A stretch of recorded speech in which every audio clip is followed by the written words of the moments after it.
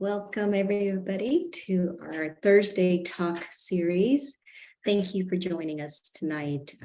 So those of you that are in person at the center, on Zoom, on YouTube Live, on Facebook, welcome. I hope everybody can hear me today. So couple of things before we get started. I just want to remind everybody that we have some amazing programs coming up. We have a workshop coming up at on the 17th on Saturday that you may want to check out, and also a couple more Thursday talks for the rest of the year. So don't feel, especially during the holidays, don't get too stressed out. There is a place for you to come that's very calm and kind of get the tools that you need to kind of just go into the holidays cheerful. So the Thursday Talk series is actually brought to you by the Meditation Center in Manhattan, as well as the Peace Village Retreat Center in New York. And one of the best things about this series is you really get some practical advice. So today is no exception. This talk today on the power of vulnerability, I think most of you know that it kind of went viral about 10 years ago.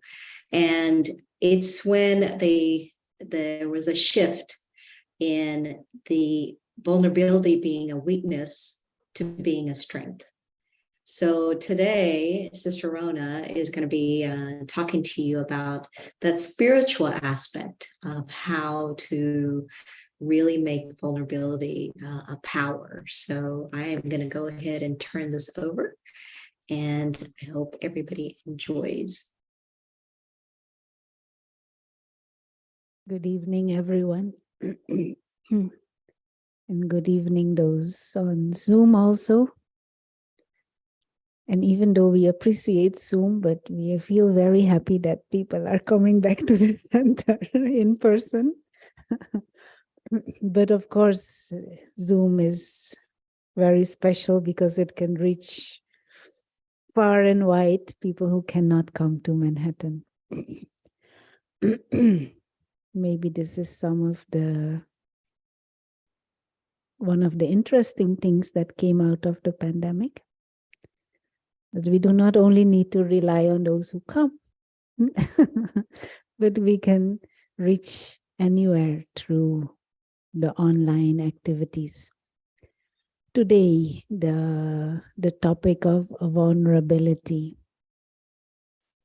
I was talking earlier this week to someone, younger person, late teens, and person looked at me and said, "That is an old-fashioned word.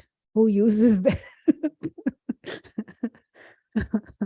Who uses that in terms of character and personality? Yeah, you say maybe the economy is vulnerable, or our transportation network is vulnerable, but you don't say that in terms of person or personality. Interesting, our thinking. But we will explore a bit more on this topic of vulnerability. And does vulnerability really does it mean weakness? Or is it just an aspect of a personality that is more balanced? But maybe before we go into that, maybe we can start with a moment of silence. I know those who have been here, they have already been sitting in the meditation room, but still, another minute cannot harm. And in that minute, just reflect on this topic, vulnerability.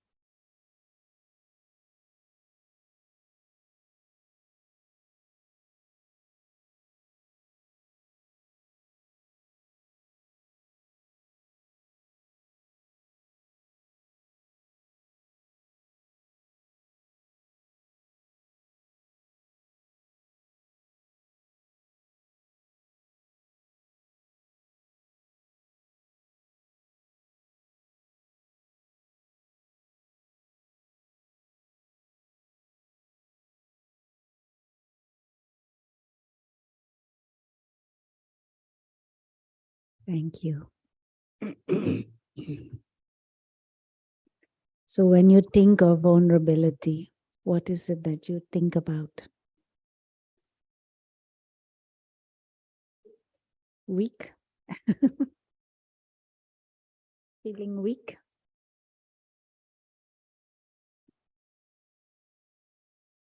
Admitting Can anyone that answer you're this? wrong? Yes, go ahead. Oh, can anyone answer that question? Yes, yes. Oh, when I think of being vulnerable, I feel like naked. I feel very like raw, very seen. It's uncomfortable. It's very uncomfortable.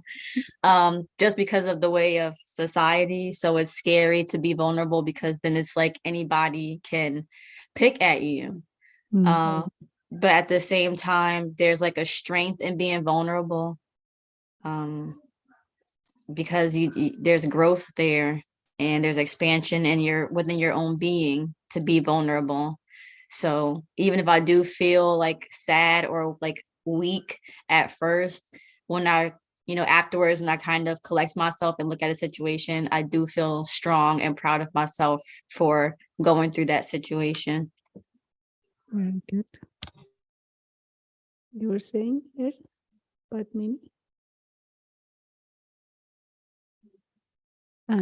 Someone here in the gathering here is saying admitting your mistake. Can't really able to feel safe enough to be true. I can't read. And tell the truth, I think. Feel safe enough to tell the truth. Anyone else? Go ahead, Varsha. Yeah. With vulnerability, I feel my heart feels softened. In day-to-day life, I feel I'm talking about me. We are kind of huffing and puffing, and I can do it. And it kind of makes you humble and feel so vulnerable. But there is that gentleness about it inside. And in that moment, usually I feel how many people are feeling like this. Probably everyone. Everyone. And at their own time or at a certain moment in time, at least. Yeah.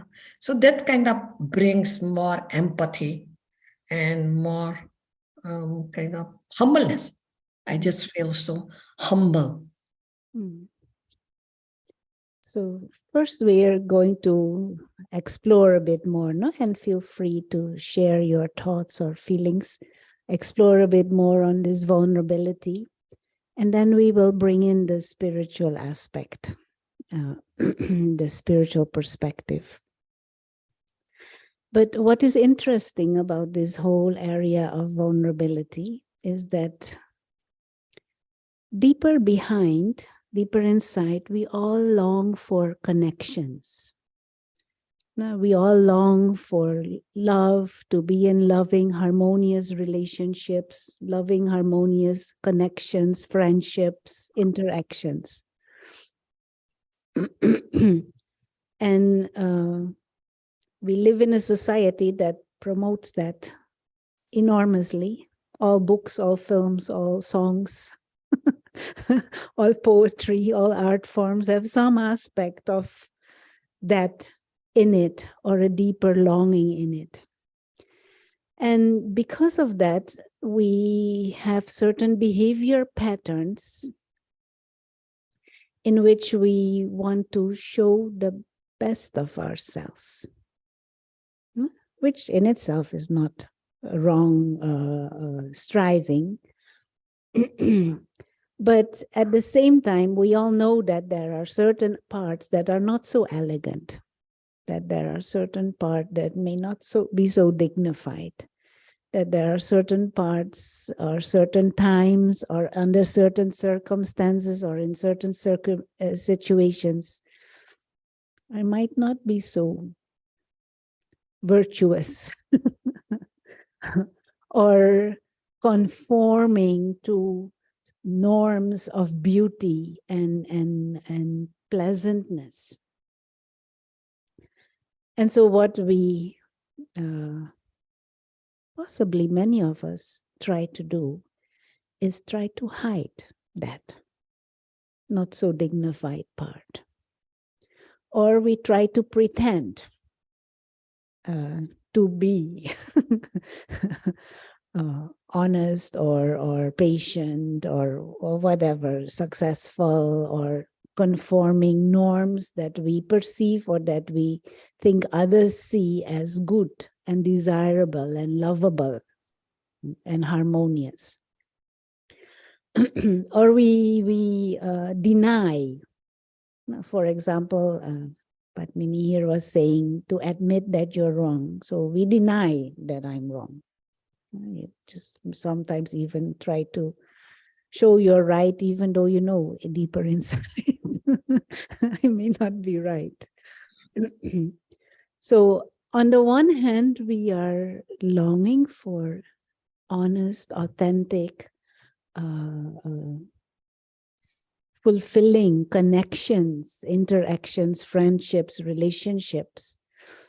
And to have that, we believe that we have to be, I'm simplifying it, perfect.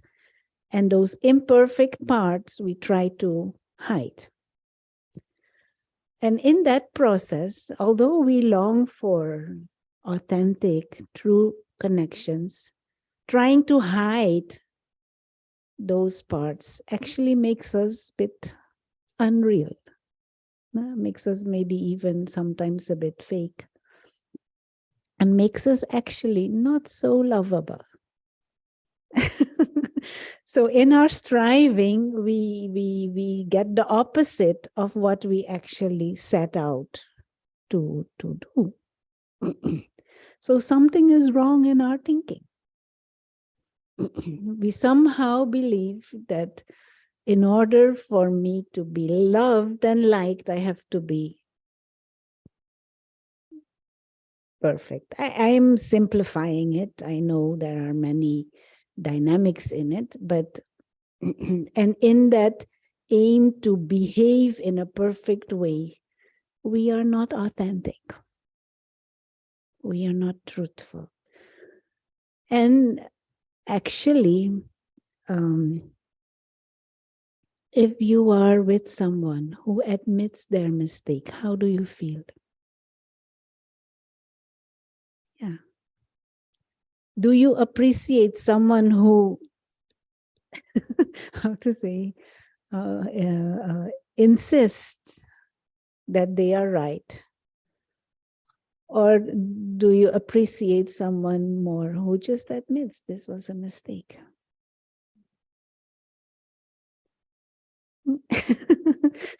Funny, no?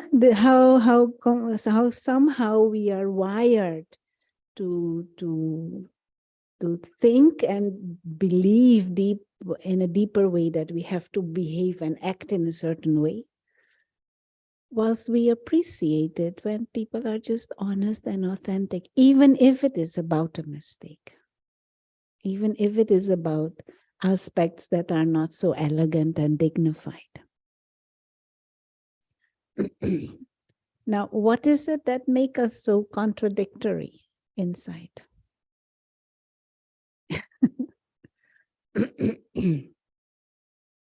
What is it that brings that, on the one hand, actually vulnerability in others we appreciate, but we cannot get ourselves to be easily vulnerable. And if everyone has difficulty to be vulnerable, we have created a fake society, a fake community, because no one is allowing themselves naturally, easily to be vulnerable. And maybe in a way, vulnerability goes hand in hand with transparency and authenticity. You're authentic, you're transparent. and you're allowing yourself to be vulnerable. Now, why is it that we are scared? Although we long for a deeper connection, why is it that we are scared? Not being accepted. And you're scared maybe also that others might, oh, what is it? Appease. Like there's a thing of trying to appease people. Like you want people to think you're good, you want people to like you, you want to feel validated. And sometimes when you are vulnerable or transparent, then somebody might shun you for that, even if it's your own truth. So we fight ourselves on what is our truth because we don't want to be shamed or guilted in the other person's eyes or something like that. Mm.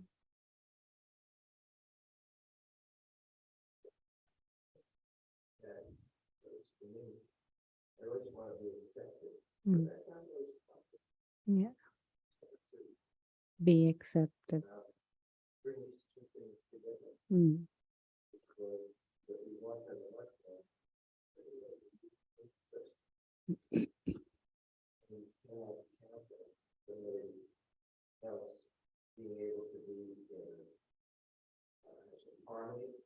Mm. Mm. Mm.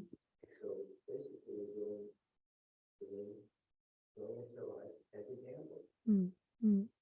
They're saying here that there is a deeper need many times to be accepted. Yeah. And there you have to be the need or the longing to be accepted, but everyone is unique, everyone is different.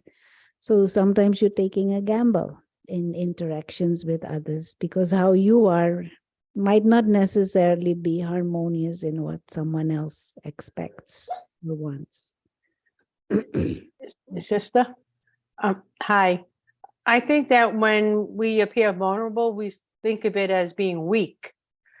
And when you don't want to be perceived as weak. So I think that in order to be sincere and honest, you have to be strong within yourself and confident and not worry about what other people think so that you can, just say the truth and not worry. I'm sorry, my dog wants to add in to what I'm saying. There's one more comment in the comments section. Post Rona, it says fear of judgment, wanting acceptance, hiding from our shadows. Hiding from ourselves? Shadows, our shadows. Hiding from our shadows. Okay. Vulnerability. When we look at a baby, is a baby vulnerable? Very much. But at the same time, baby is adorable.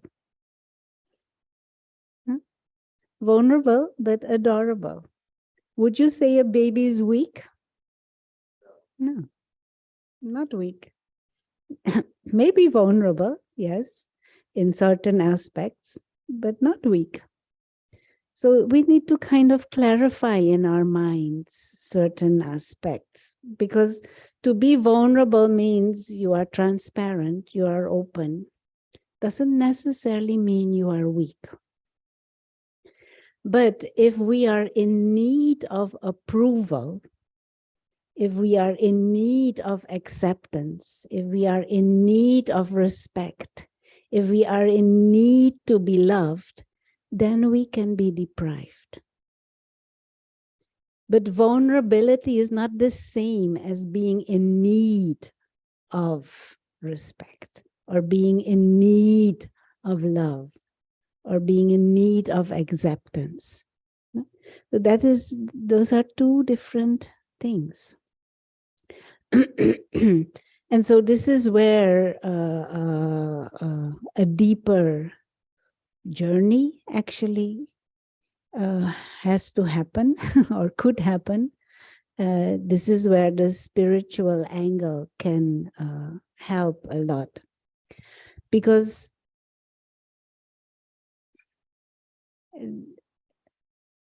when they research this topic, of vulnerability, they say only a person with a strong sense of self-respect can be truly vulnerable. Just give me a moment.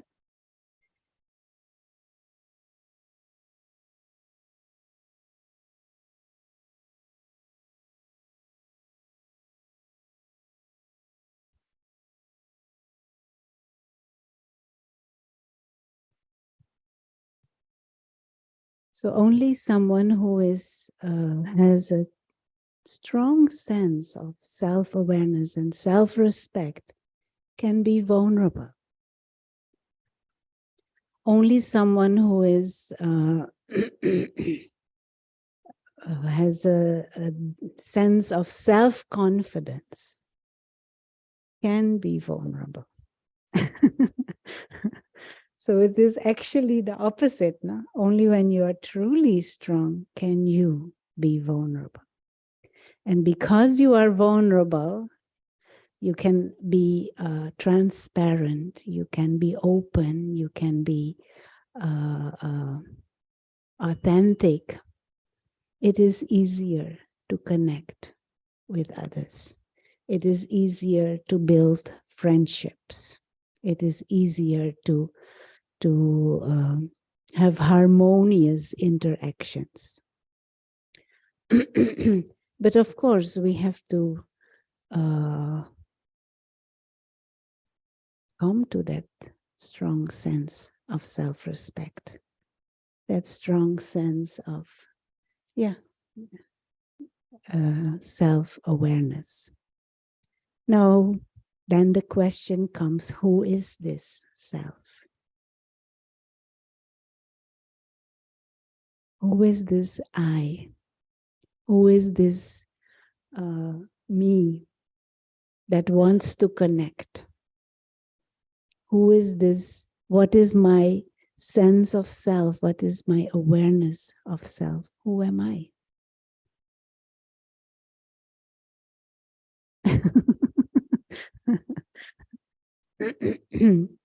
And this is an area where often we skip over. We use this word I, this word me, this word mine so easily. But who is this I? Who is this me? Who is this mine? And what is it that brings in that feeling of discomfort or that feeling of need for acknowledgement from others?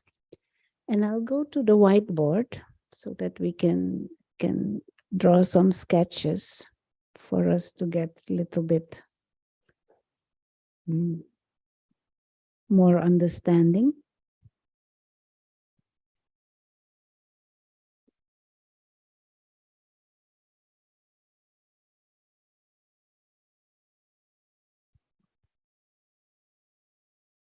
Is the whiteboard visible? Yes, it's clear. Those who cannot see, you can move in a way that you can see.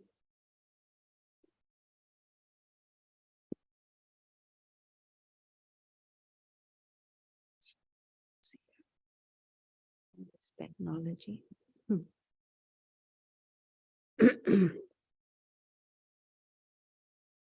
So when we use this word I or this word me,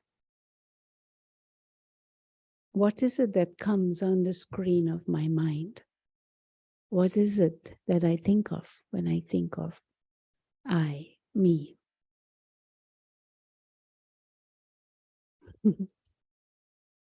Silence. Many times it is the physical aspect. When I use this word I or me, we think of the body, maybe. I can't draw very well, but you understand what I mean. We think of the body and the physical appearance.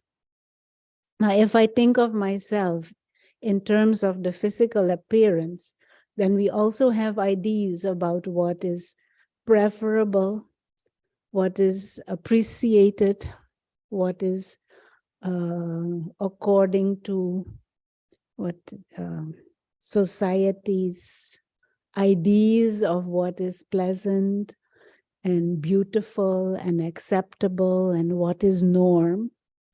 And does my physical appearance fit in that? Anyone here feels that their physical appearance fits perfectly in the in the norms of what society or somehow our culture, world culture, has made us believe it should be? Television, the ads, most probably not. So this is already the first encounter of our friction inside. Because we want to be lovable, we want to be appreciated, we want to be accepted, we want to be seen as good and beautiful and appealing. But then even the physical form does not necessarily fit in what society has built as norm. And even if it does fit, you don't know if that will still be there next week or next year or after 5 years or 10, or you know that it won't be. What else when you think of I and me? Your profession, job. You think of yourself as job, or you identify with job, or you create a sense of value, self-value based on your job. Or someone is saying their financial status. I think of myself, when I think of I and me, I think of my financial status. Now, again there, will this be stable? For most of us, it is not stable. And even if it is stable, it can change anytime. So if we want to create a strong sense of self-value, it can't be based on something that can easily fluctuate, easily maybe disappear, easily change.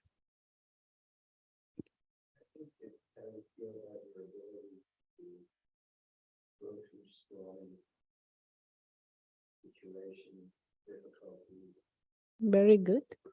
So when I think of myself, I think of my abilities to navigate challenges, navigate challenging situations or challenging people.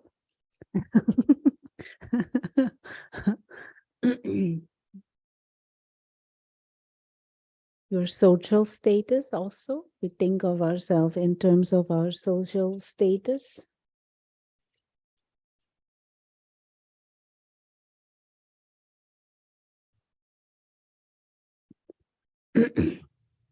But even if, for example, those abilities may be more or less stable within me, social status, maybe in some cases it can be quite stable. But how society values this, that can change also. And so if my sense of self-respect and my sense of self-value is based on this, it can still fluctuate very much. How will I come to that strong sense of self-value so that I can be, that I allow myself to be authentic and vulnerable? Spirituality says that actually all of this is acquired, but this is not the real self.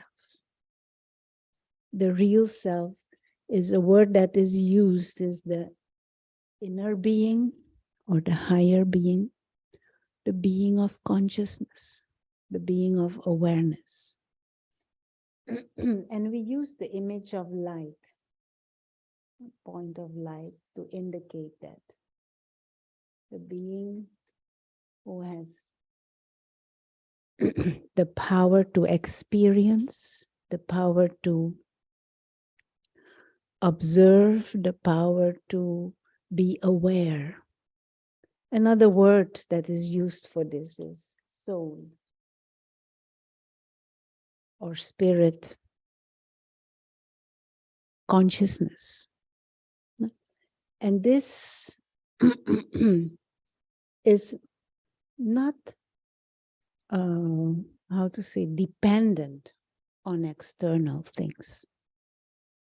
This being of awareness that I am, this, you could also say, the invisible experiencer, the invisible observer, is using this body to express and to interact. There is a physical personality created around the body, which may have its limitations, maybe having its,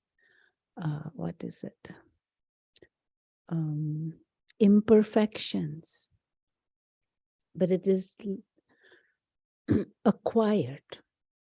The being, the soul, the being of consciousness that I truly am, transcends these limitations. Does this make a little bit sense?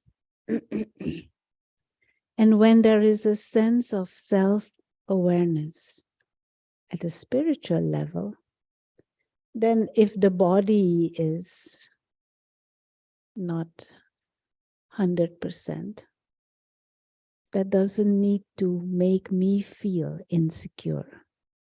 To simplify it, say you have a driver and you have a car. Driver is good. Driver is having its power, his powers and his wisdom, but he drives a car that is not a Cadillac, not a Tesla. But he's okay with that. Does that mean the driver is less? Not necessarily. And so, if we are holding this soul aware state, if we are a Porsche, someone Porsche, and if we are having that spiritual self-awareness of ourselves as spiritual beings with spiritual potential and spiritual qualities, and we come into the human dimension and play a part in this human game of life, there will be limitations. There will be some things that are okay, some things that are not okay. But you don't get into a big hang up about it or trying to hide it. You're okay. Porsche is okay, but Toyota is also okay. You're fine with that. Your deeper sense of self-respect is based on the spiritual being that you are. You don't feel ashamed of a Honda or a Toyota. And actually, you can use your Toyota to get anywhere anyway also.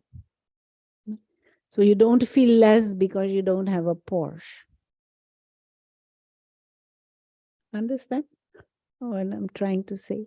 And you don't have to pretend to have a Porsche to feel good. You don't have to hide your Toyota because you don't want to be authentic and truthful and open, transparent. And if there is something lacking here, okay, fine. Vulnerability means there is deeper spiritual strength. Only one who is internally powerful can afford to be vulnerable. Now, and then someone is critical and someone is not so pleasant and says, look at this funny Toyota.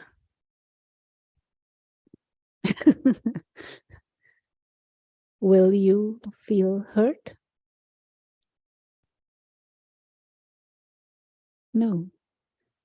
Unless you feel your value is based on the Toyota. Unless you feel your value is decided by the person criticizing Toyota. Yeah, exactly. It says more about that person than about you. But if you take it as an offense or an attack, that says something about me. Understand? And this is why the practice of spirituality and the practice of meditation becomes such a valuable tool, because it is the reinforcing of what we call soul awareness or soul consciousness. The reinforcing and the experience of yourself as a spiritual being that transcends the Toyota and the limitations of the Toyota and the beginning and the end of the Toyota. But also beginning and end of Porsche. So even if it is a Porsche, it is still limited beginning and end. Coming back to that awareness of the self as a being of light, a being of consciousness, a being who is timeless, an invisible experiencer. Now, deeper behind, the deeper problem is what is called ego. And this needs some more reflection and of course these are not everyday topics that we talk and think about. So it requires some reflection and self-reflection and observation. But I'll try to explain. If this is the mind, I take another. This is a picture of our mind. I don't think Apple has developed a camera that can take a picture of the mind yet, but maybe they will. But if this is the picture of of the mind and the subconscious, I'm simplifying it down to the basic. One area in our mind, one faculty within the mind deals with our sense of identity, our sense of who I am. And many of us might not ever rationalize this question. Who am I truly? No, we just kind of grow into thinking the way everybody thinks and everybody behaves, and we might never really truly think, who am I truly? And even if I do, I might end up with what happened before. Our physical appearance, our job, our position, our possession. But deeper inside, what is my sense of identity? Do I feel I am a physical being, a bodily being, or do I feel I'm a spiritual being?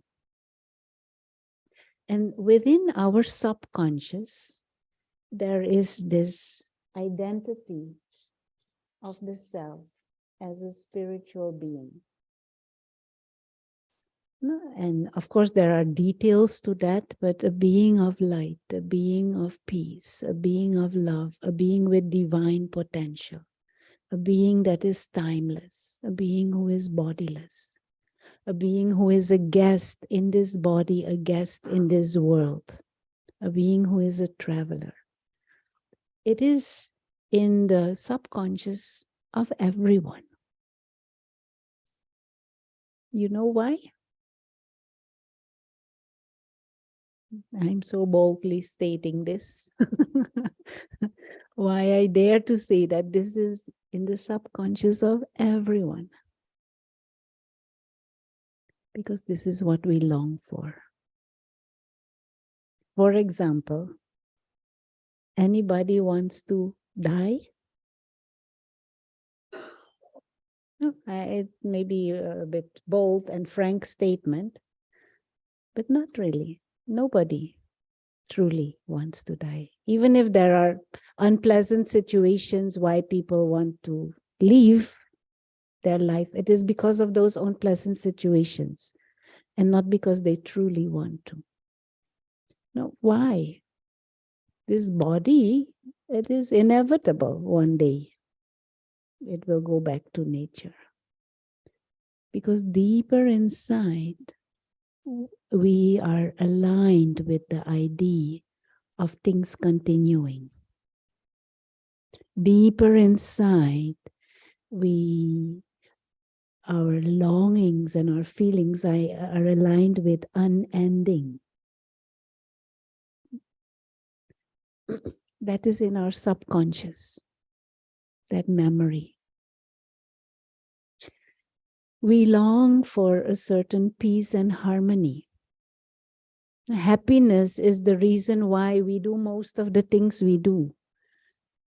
Say most of the things we say. Interact with people, the reason why we interact. Because deeper behind, we think it will make me happy. It will give me something that will give me joy. Why is there this need for joy? Because we have a reference. Deeper in the subconscious, we have that experience. We long for it. And everyone, I haven't met anyone who says, no, I don't want all of that. I like being stressed out and being abused and being angry all the time.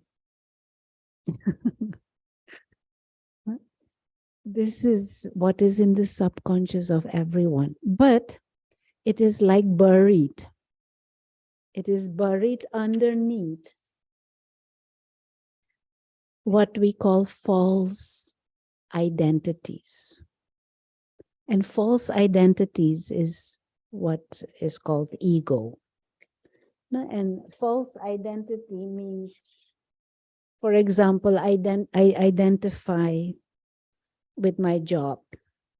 No, I am what?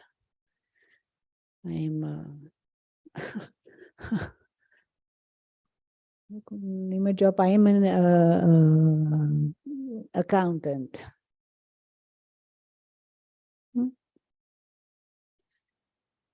In my mind, I identify as an accountant, and my sense of self and my sense of value is built around my profession and my job. Now, there was a time when I wasn't accountant. Who was I then before? And there will be a time that I will not be, at least not practicing accountant anymore. Who will I be then? So it is not my real identity. It is a role that I play.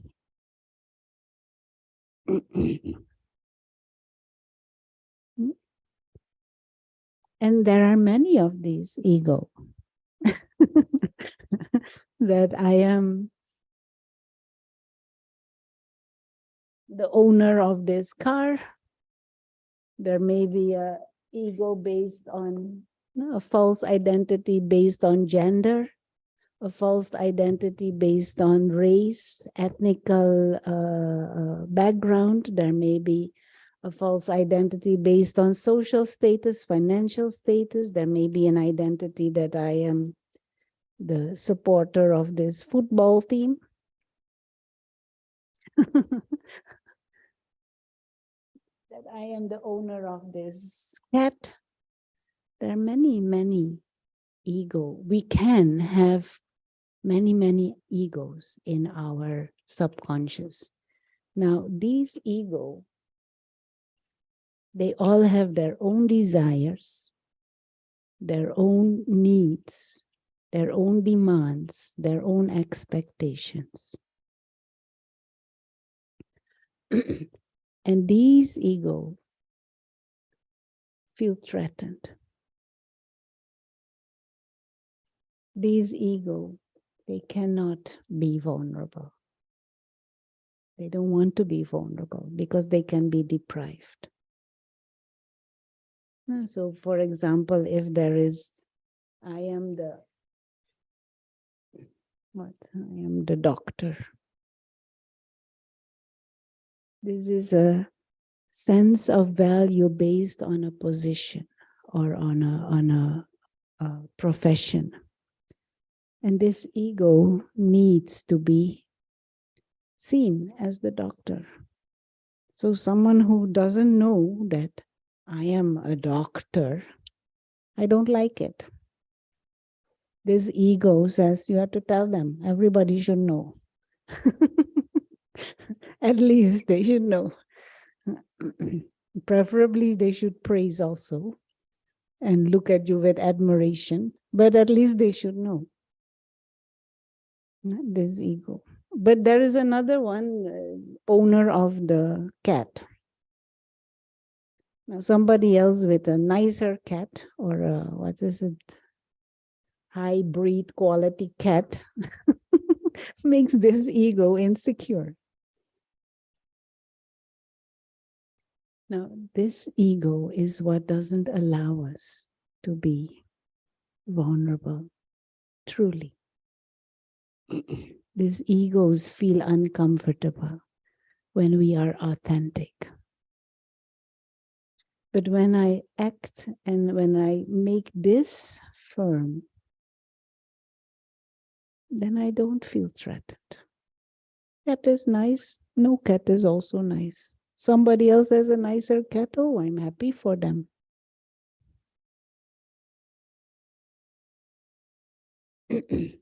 But when there is, when I feel dependent on perishable things, on temporary things for my sense of value, then I can't be vulnerable. Then I will pretend. Or I will attack.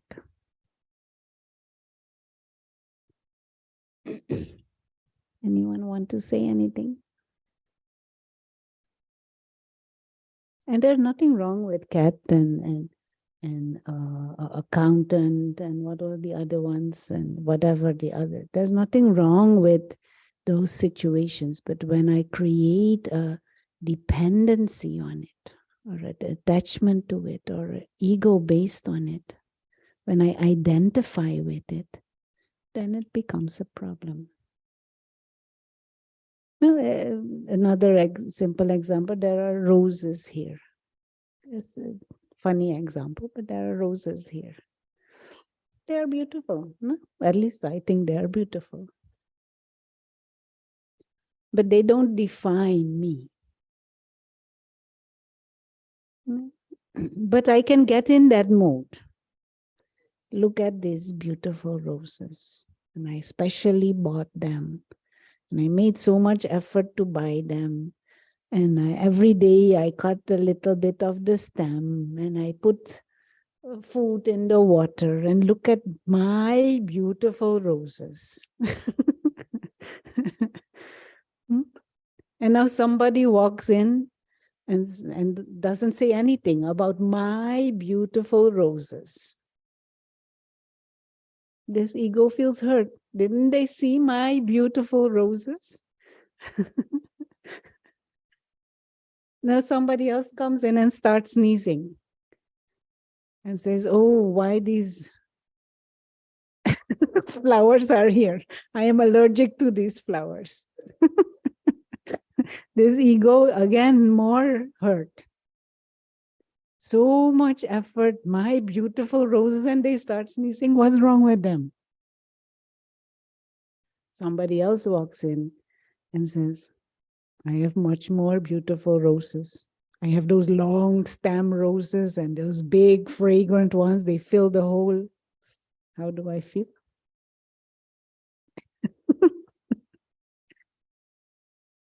Petty. But this is what ego does. And I'm giving simple examples. In that mindset with all these egos, I can't be transparent. I can't admit that I'm being petty about these roses. And you all were my friends, but now you are my enemies because you are not, maybe not enemies, but at least I'm a bit suspicious of you because none of you have said anything about my roses.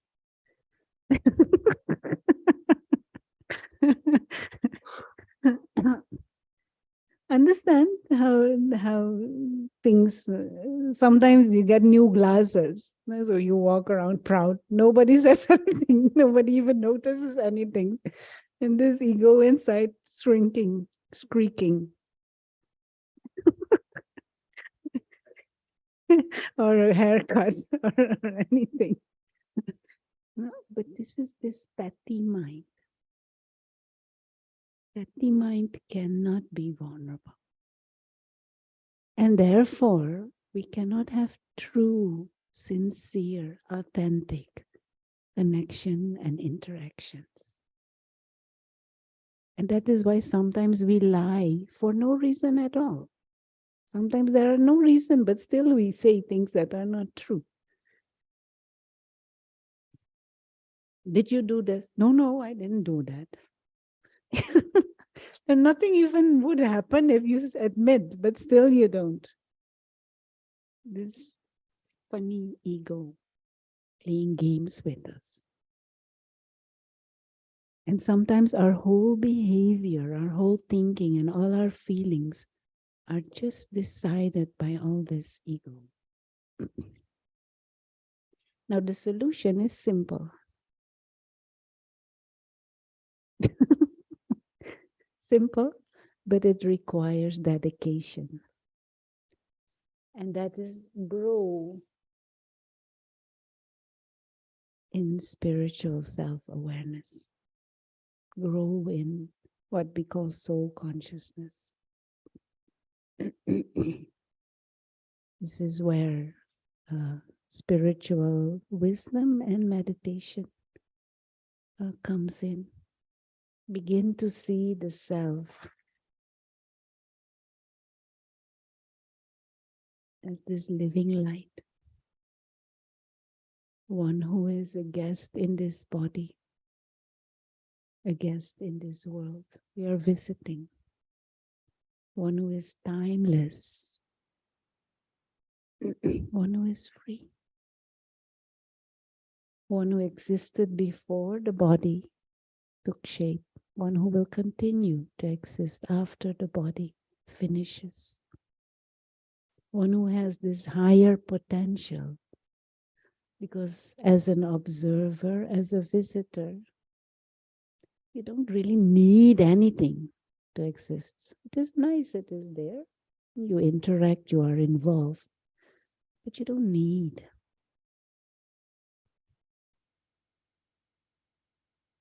Body needs some food, okay, you give to the body, but soul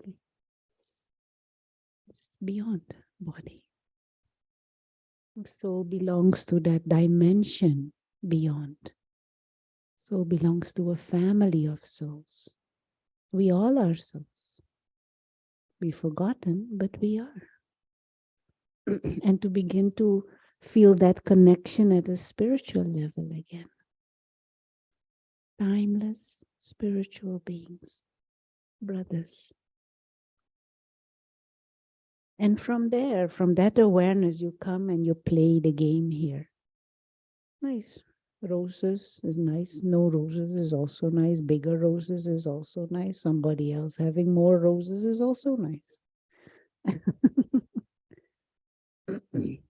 You don't get into that pettiness. And then if by chance you make a mistake and you drop some roses or you damage them, you don't need to hide it either. Or you did a wrong buy, you bought old roses, so the next day all fall off. And somebody says, what, you dummy, you didn't check the roses that you bought. No, okay, fine. No problem. I don't feel that I am, what is it, being attacked.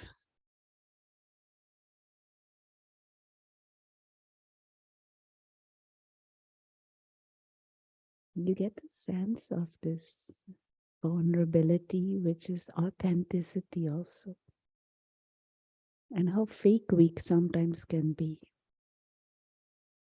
Not because we are bad. We are not, no one is bad innately.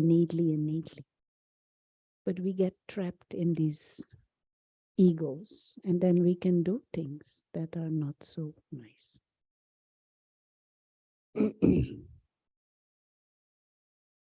Okay, anyone want to say anything? Iman, did you have a question earlier? It wasn't a question. I was identifying with what she was talking about. So I have a hairstyle that I used to get, and whenever I get my hair in this certain hairstyle, pretty much everywhere I go, any person will stop me and tell me how beautiful my hair looks. And it got to the point where I was identifying with that hairstyle, and I was always getting my hair done on purpose because I knew I'm going to get my hair like this. People are going to stop me and tell me that it looks good. And then when I didn't have my hair done, I was not valuing myself because I was attached to that hairstyle. So I was feeling less pretty, less validated in the world and things like that.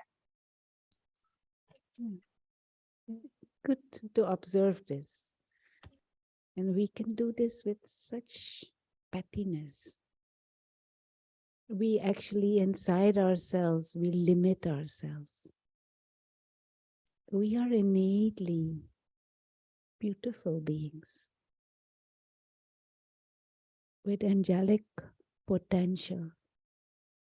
But we get into this mode about hairstyle or nose or whatever, roses.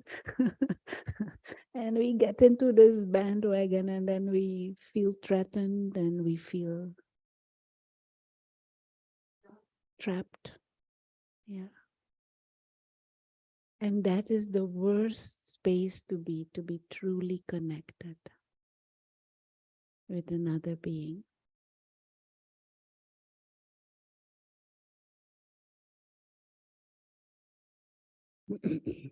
And when we come from that space of soul consciousness, that authentic self, then if there is something wrong or not wrong, you you have nothing to hide, nothing to pretend. I mean, this is a high stage, but this is the potential of all of us. Okay, let us have some moments of meditation. It's already 7:30. Time goes so fast. Just a few minutes.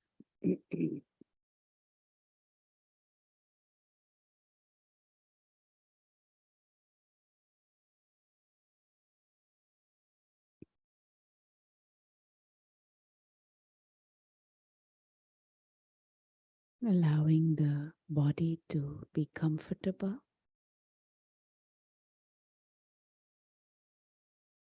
And relax.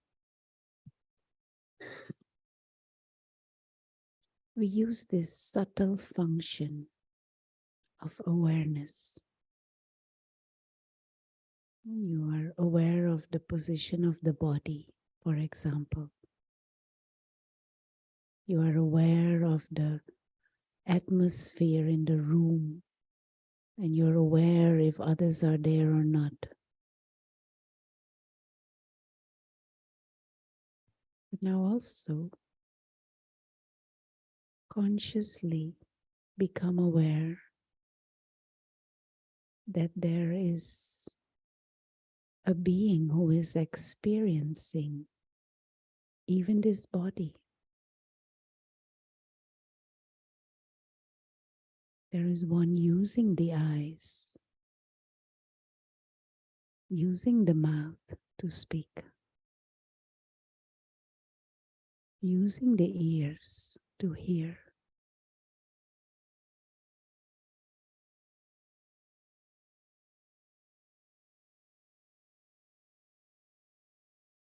This being is the being of consciousness, the real self.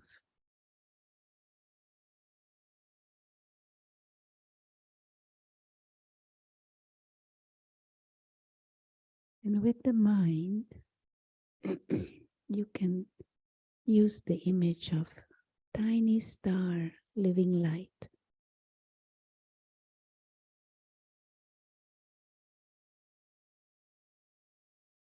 to pinpoint this real self,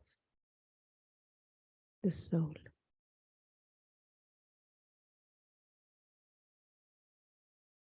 Operating from the center of the forehead,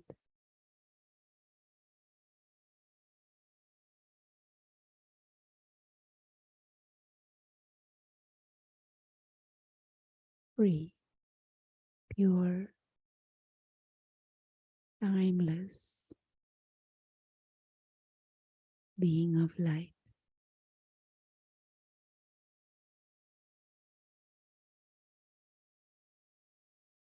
A being of peace.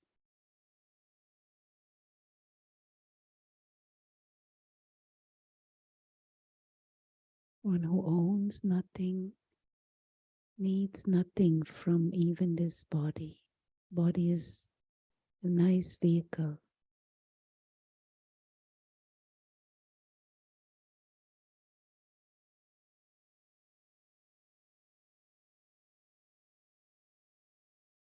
An invisible experiencer. A traveler through time and through space.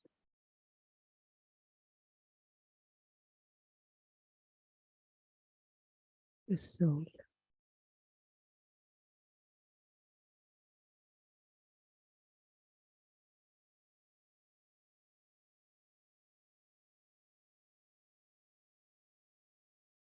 The real journey is coming back to this awareness of the spiritual self,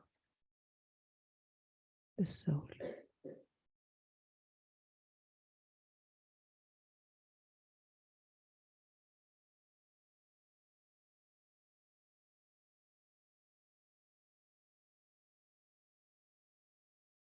A beautiful, peaceful,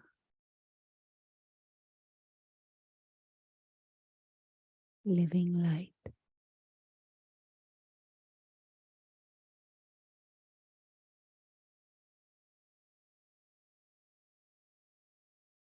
With the body as a vehicle.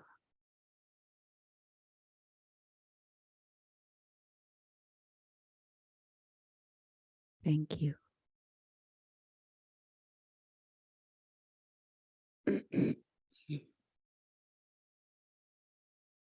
Just one more moment. This coming Sunday, for those who live in the area, this coming Sunday we have a special event here at the center. It's called Igniting the Inner Light, to celebrate the holiday season, but it is an artistic event. So there will be some spiritual art exhibit, but also some live music and some dance movements and storytelling and poetry. So from 12 noon till 3, anytime you could stop by and join us. All are most welcome. Anything else, Suja?